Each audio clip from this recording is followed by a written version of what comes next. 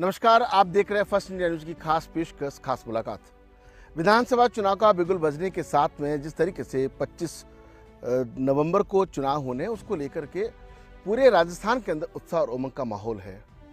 जिस तरीके से हॉट सीट से लेकर के स्टार प्रचारक चर्चाओं में है, सुर्खियों में है, उनके कंधों पर कितनी की जिम्मेदारियां हैं। उनमें से एक स्टार प्रचारक है हरीश चौधरी, कद्दावर कांग्रेस नेता। छात्र राजनीति से जीवन शुरू करके एआईसीसी तक पहुंचना छोटी बात नहीं होती है और जगह बना करके रखना। उसके बाद में बायतू की जनता, केवल बायतू नहीं बाड़मेर और जैसलमेर की अलावा पूरे मारवाड़ की जनता के दिलों पर राज करना अपने आप में एक बड़ी जिम्मेदारी। और उन परिस्थितियों में विकट प्रजा अकाल पड़ता है, बारिश नहीं होती है, किसान परेशान रहते हैं, वहाँ पर तस्वीर बदलने की कोशिश की जब जिम्मेदारी मिली। फिर एआईसीसी ने जब पंजाब की जिम्मेदारी दी वह भी निभाई। इस वक्त बायतू विधानसभा क्षेत्र के कांग्रेस प्रत्याशी हरीश चौधरी हमारे साथ हैं। उनसे जानने की कोशिश करते हैं पहले का जीवन, अब का जीवन और उनके पाइपलाइन में योजनाएं क्या है, बायतू के विकास को लेकर के राजस्थान की तस्वीर को पूरे हिंदुस्तान में बदलने को लेकर। आपका बहुत बहुत स्वागत है हरीश जी।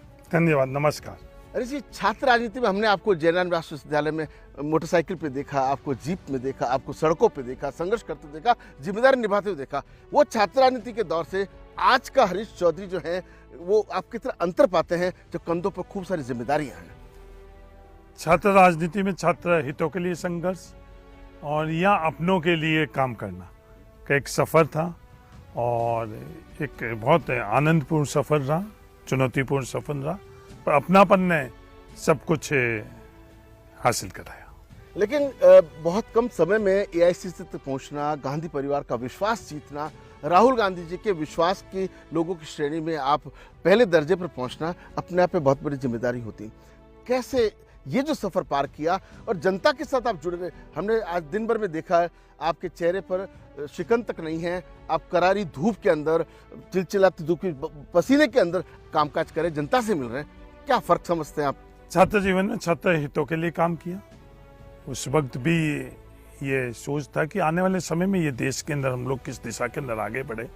छात्र संघ अध्यक्ष रहते हुए डॉक्टर मनमोहन सिंह जी को लेकर आया। उनके माध्यम से बढ़ता हुआ देश, आज जो देश जिस मुकाम पर है वो छात्र जीवन से मनमोहन सिंह जी के साथ काम करने का, निकटता से काम करना, नाथूराम जी बिरला के साथ काम करना, वहाँ से ये सफर शुरू हुआ। और एमपी के तौर पर हम लोगों के लिए, एक लोकसभा सदस्य के तौर पर सबसे बड़ी चुनौती थी पेयजल के लिए। बाड़मेर जिले में इतिहास के अंदर पहले दफे मोहनगढ़ बाड़मेर लिफ्ट कैनाल के माध्यम से यहाँ पानी पहुंचाना, प्रधानमंत्री जी के सामने मुरली देवड़ा जी तत्कालीन पेट्रोलियम मिनिस्टर का ना करना, वहाँ से प्रयास करते करते पेट्रोलियम डिपार्टमेंट की तरफ से रिफाइनरी का फैसला करवाना, बम्बार जैसलमेर की जो रेलवे लाइन है उस रेलवे लाइन का सर्वे कराकर तमाम क्षेत्र के अंदर प्रयास रहे कि बाड़मेर के अंदर मूलभूत सुविधा के अंदर पानी, बिजली, इनके लिए काम करने का मेरा प्रयास था और आज कुछ चंद कदम हम लोग आगे बढ़े।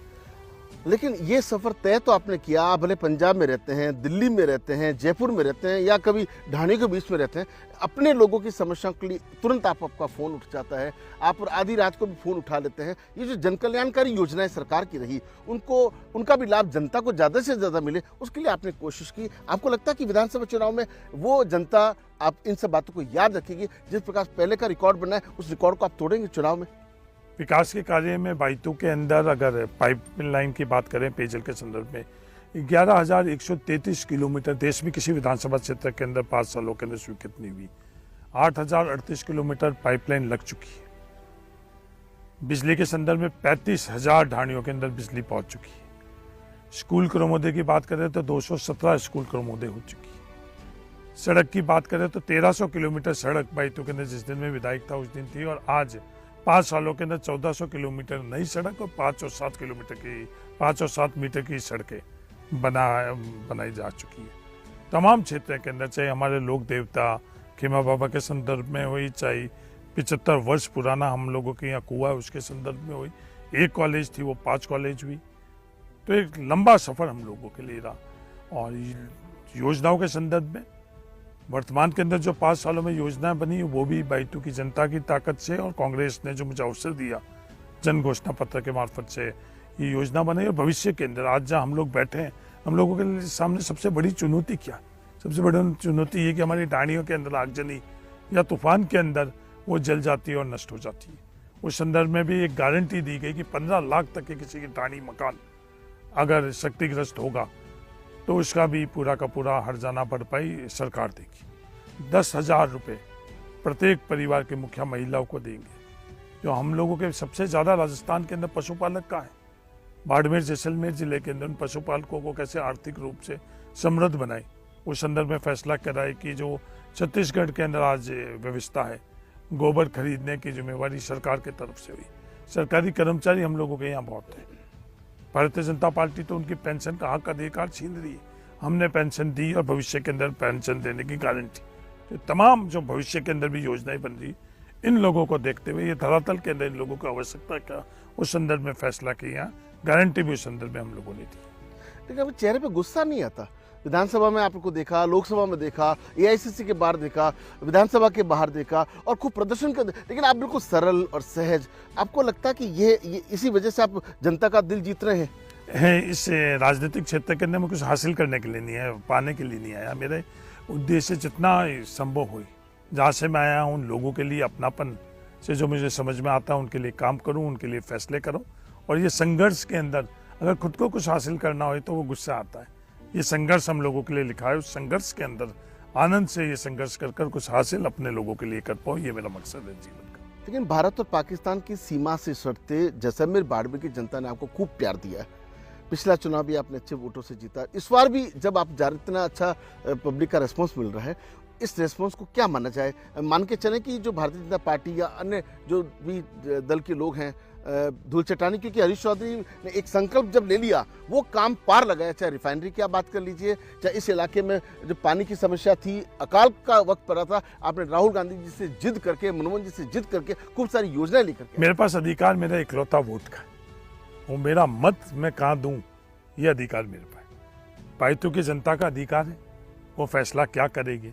और मुझे विश्वास है कि बाइतू का जनता जागृत है, बाइतू का जनता अग्नि है हर विषय के अंदर। तो सही फैसला आने वाले 25 तारीख को मत देकर वो लोग करेंगे, ये मुझे विश्वास है। पर मेरा पास धूल चटाने जैसी बात, तो मेरे उम्मीदवार भी मेरे खुद के परिवार के उम्मीदवार हैं, उनके अंदर मुझे कुछ कमियां नजर नहीं आती। लोकतंत्र में हम चुनाव तो लड़ेंगे ही लड़ेंगे, इसलिए कोई उम्मीदवार के संदर्भ में मेरे ऐसे धूल चटाने वाली बात नहीं। कहीं ना कहीं अगर मेरे खुद में कमी है तो मैं कोशिश करता हूँ लोगों के बीच में जाकर कि मेरे में कमी क्या है वो पता कर उसको सुधारने के लिए। तो ये धूल चटाना नहीं, लोकतंत्र के अंदर आपस में चुनाव लड़ना ही है। मैं नेहरूवादी आदमी हूँ और अपने प्रतिद्वंदी को वही हमारे परिवार के लोग हैं। तो बाइतू की जनता जागरूक जनता, वो फैसला करेगी, जो भी फैसला वो करेगी मुझे माननी है। लेकिन सोशल मीडिया पर आजकल तो नेताजी खूब सारा बोलते हैं, चाहे किसी भी पार्टी के हों, छुट्टा बोलते हैं, खुल्लम बोला, पता नहीं क्या क्या शब्द बोल जाते हैं। लेकिन आप वो भी जिस समाज से आते हैं, आमतौर पर कहते हैं आपके समाज को गुस्सा बहुत आता है। हालांकि स्वाभिमान का गुस्सा होता है, लेकिन फिर भी आप अपने प्रतिद्वंदी जो हैं उनको कमजोर मानते हैं। क्योंकि गीता की बात करें, कृष्ण सारथी बने थे अर्जुन के, अब इस वक्त आप अर्जुन हैं, आपके सारथी कौन है? ये मेरे सारथी बाइतू के लोग हैं, बाइतू के मतदाता बाइतू के लोग हैं, ये मेरे सारथी। जहाँ तक गुस्से की बात है, हम लोगों को गुस्सा नहीं आता है। दुनिया में हम लोगों की पहचान है कि जितना पानी गहरा होगा उतना वहाँ का इंसान पैदल होगा। ये भ्रांति है कि हम लोगों को गुस्सा आता। हाँ, हम लोगों ने संघर्ष किया है, हम लोगों के पास प्राकृतिक संसाधन हम लोगों के पास कम रही है, संघर्ष हम लोगों के साथ अन्याय भी बहुत हुआ है। एक लंबा संघर्ष है, वो संघर्ष से स्पष्ट बोलना, सही बोलना, वो गुस्सा अगर किसी को लगता है। पर शब्दों के अंदर कभी भी किसान, कभी भी मालानी का आदमी, मारवाड़ का आदमी शब्दों का उपयोग में हर समय शालीनता रखता है, अच्छे शब्दों का इस्तेमाल करता है। खून पसीने से हम लोगों ने इस जमीन के ऊपर संघर्ष किया है और आने वाले समय के अंदर यहाँ के होनहार बच्चे योग्य बने और जिस किसी क्षेत्र के अंदर जाए उस क्षेत्र का नेतृत्व करें, ये हम सब लोगों का प्रयास है। लेकिन एक गांव का लड़का छात्र राजनीति से वहां तक पहुंचा, कौन राजनीतिक विरासत क्या विरासत रही है, या कौन ऐसा गुरु रहा है जिन्होंने आपके अंदर ये जो संस्कार, अनुशासन है, सिद्धांत है, शीलता है और संघर्ष है, ये कहाँ से आया, कहाँ से सब? मेरे परिवार में कोई वार्ड पंच भी नहीं है। मेरे परिवार ने पढ़ने के लिए उस वक्त मेरे को जोधपुर के अंदर भेजा था और जोधपुर में हमारे रामदान जी डौकिया के सुपुत्र लाल सिंह जी डौकिया हुआ करते थे। वो बलदेव राम मिर्दा जी के बहुत निकट के सहयोगी थे। उनके साथ में रहकर जो राजस्थान टीनेंसी एक्ट है, जो मारवाड़ टीनेंसी एक्ट था, फिर राजस्थान टीनेंसी एक्ट था, और बलदेव राम मिर्दा जी के बहुत निकट के सहयोगी थे, RS और अधिकारी के तौर के पर रिटायर्ड हुए, वो और पड़ोस के अंदर पूनमचंद जी विष्णु ही रहते थे।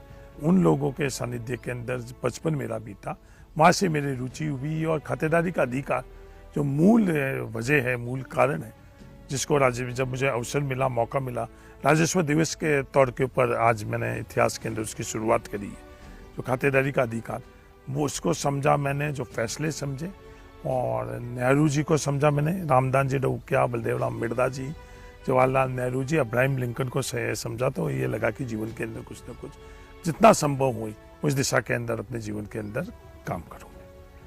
चौधरी चाहे हरियाणा के हो, चौधरी चाहे राजस्थान के हो, जब चौधरी लग जाती है तो चौधराहट की बात होती है, लेकिन यह बात दूसरी है। ऐसा लगता है कि हरीश चौधरी ने जनता को जिस तरीके से खुद को समर्पित कर दिया है, उसके बाद जनता को कृष्ण मानती, यानी सारथी।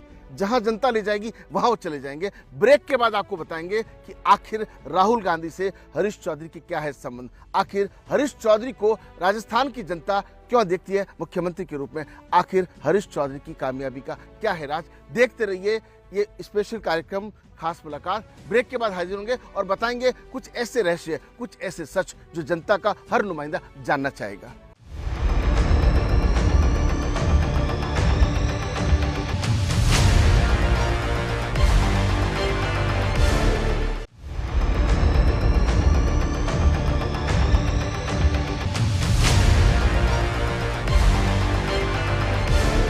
ब्रेक के बाद एक बार फिर से आपका स्वागत है। फर्स्ट इंडिया न्यूज की खास पेशकश, खास मुलाकात आप देख रहे हैं।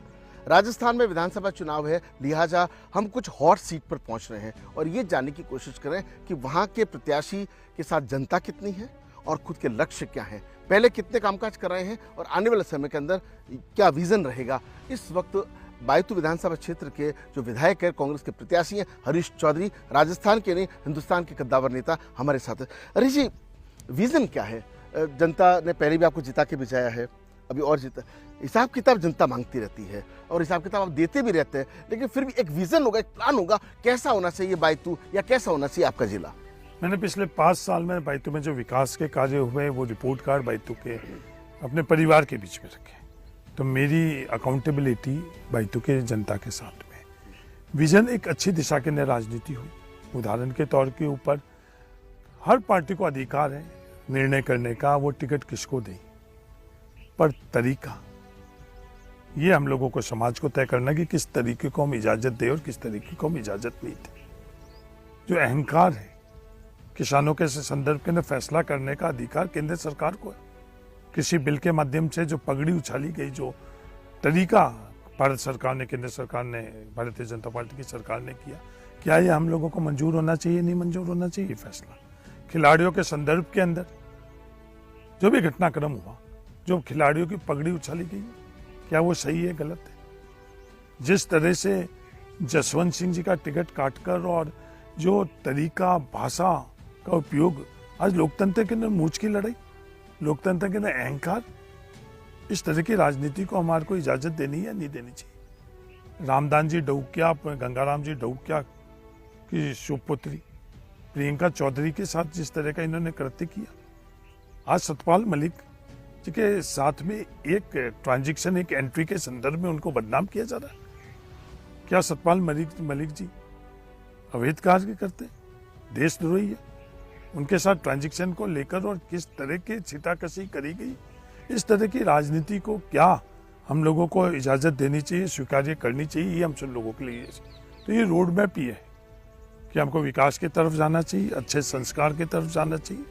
हर दिशा के अंदर समाज को तय करना है और वो लोकतंत्र के अंदर जनता को तय करना है कि किस दिशा के अंदर हम लोग चाहिए। लेकिन जनता एक सच जानना चाहती है। गूगल पे, फेसबुक पे, सोशल मीडिया पे आपके और राहुल जी के मुस्कुराते हुए चेहरे दिखाई देते हैं। प्रियंका गांधी के साथ, सोनिया गांधी के साथ आपके मुस्कुराते हुए चेहरे दिखाई देते हैं। राजस्थान की जनता बड़ी खुश होती है। आखिर राहुल गांधी से आपका कनेक्शन और अब जिस तरीके से रिश्ते बहुत सम्मानजनक हैं, आप पे भरोसा करते हैं, आखिर ये गूगली कहाँ से सेट हुई? लोकसभा का सदस्य बनने के बाद में लोकसभा में मुझे पहुंचाया हेमाराम जी चौधरी साहब, उस समय CLP के लीडर थे। उन्होंने फैसला किया मुझे लोकसभा का चुनाव लड़ाने का। पार्टी ने उनका प्रस्ताव था, पार्टी ने स्वीकार किया। और लोकसभा के सदस्य बनने के बाद मैं राहुल गांधी जी को मैं सदस्य के तौर के ऊपर मेरी उनसे जान पहचान हुई।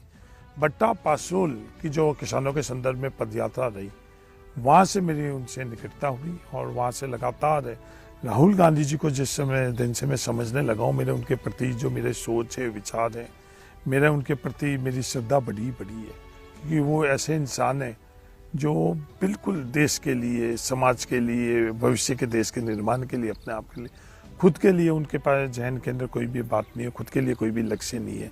लेकिन ये समझ में नहीं आता कि फिर लोग उसी चीज़ को शायद पॉजिटिव एंगल से फ्रेम करके बैठे हैं, वो मान करके चल रहे हैं कि इस बार अगली बार जब मुख्यमंत्री होंगे तो हरीश चौधरी होंगे, और उसके पीछे तर्क दो देते हैं। एक तो आपकी सक्रियता, राष्ट्रीय स्तर पर आपका कद का बढ़ना, स्टेप बाय स्टेप का चढ़ना, क्योंकि ये वही पश्चिमी राजस्थान है जहाँ से 3 मुख्यमंत्री गए हैं, और अब चौथे मुख्यमंत्री के रूप में जो चर्चाएं चल रही हैं उसमें आपका भी नाम शुमार है, क्या कहेंगे?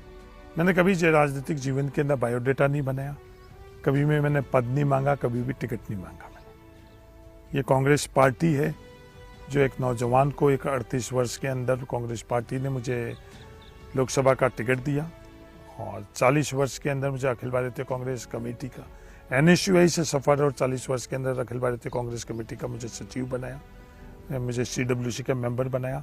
मैंने मंत्री बनने की कभी भी इच्छा जाहिर नहीं की, उल्टी मैंने मंत्री नहीं बनूं, ये बात मैंने जब निर्णायक जगह पर मैंने रखी, उसके बावजूद मुझे मंत्री बनाने का फैसला कांग्रेस पार्टी ने किया। तो कांग्रेस पार्टी के अंदर मैं सिर्फ कांग्रेस के सिद्धांत से लोगों के लिए मैं कुछ कर पाऊँ, उनके दिलों के अंदर मैं कैसे रह सकूँ, उनकी भावनाओं के ऊपर मैं ईमानदारी से कैसे जीवन के अंदर रह सकूँ, मेरे जीवन का ये लक्ष्य है। पद मेरे जीवन का लक्ष्य नहीं है।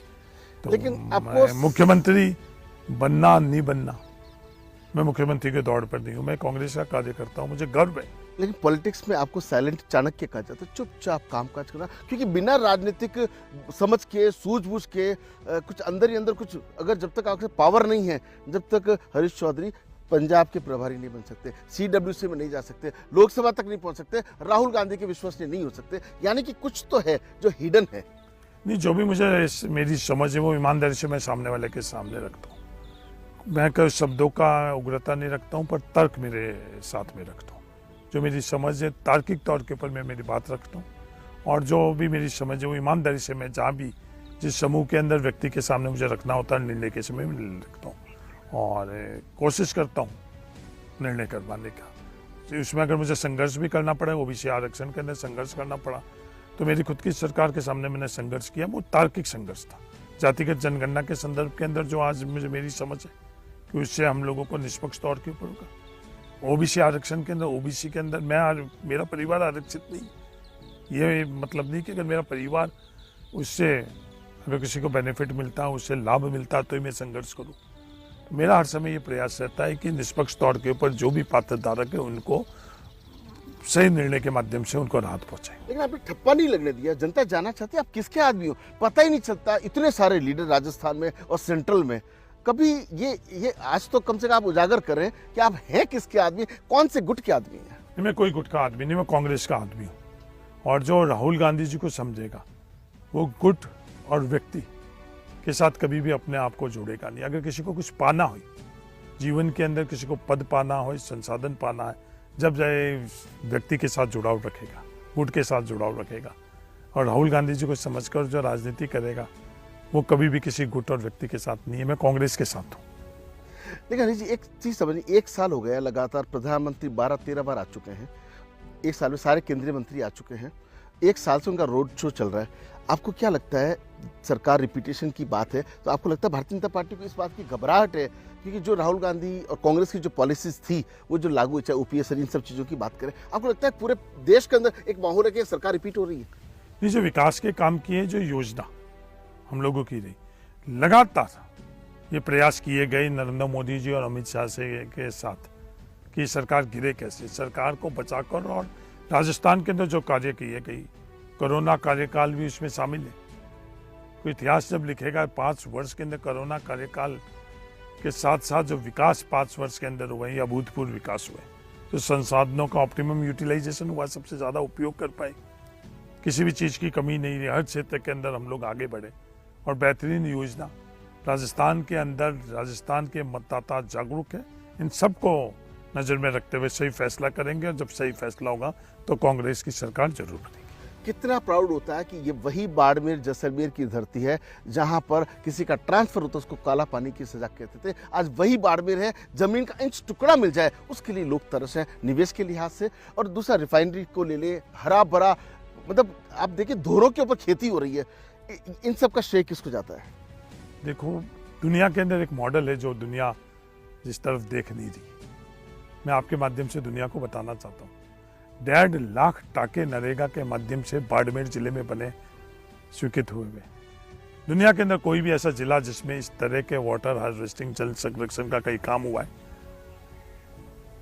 200 mm से औसतन कम बारिश के बाद में भी हम लोग इतनी बड़ी तादाद में हम लोगों की आबादी उन टाकों से बनी है। जो ये धोरे आप लोगों के सामने, इन धोरों के ऊपर जो गेवल की सड़कें बनी नरेगा से, हम लोगों को रोजगार मिला, हम लोगों के जन संरक्षण के लिए, हम लोगों के लिए मार्ग के माध्यम से वहाँ से सफ़र शुरू हुआ है। रिफाइनरी, तेल, सौर ऊर्जा, लिग्नाइट, ये तमाम चीज़ों के मार्फत से, तमाम कदमों से, ऊर्जा का स्रोत के माध्यम से आने वाले समय में इस राष्ट्र के अंदर के विकास के अंदर बाड़मेर की सबसे अधिक हिस्सेदारी और भागीदारी रहेगी।